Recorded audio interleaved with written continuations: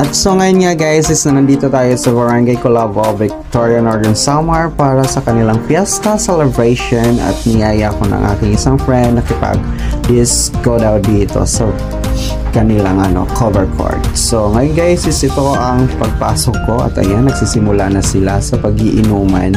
So ayan, shout out sa aking mga friend at iba dyan ay aking mga batch nung high school. So ayun yung isa, di ba, nakasiga yarn.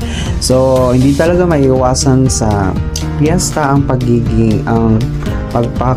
pagpapasayaw katulad niya kay Kuya, o di ba? So bali may upload na ako nito at dinelete ko na lang ulit para respeto sa mga at hindi kasi maganda ang kanilang performance like that, o di ba? Hindi ko alam kung nagpo-push up ba yan sila o nagsasayawan.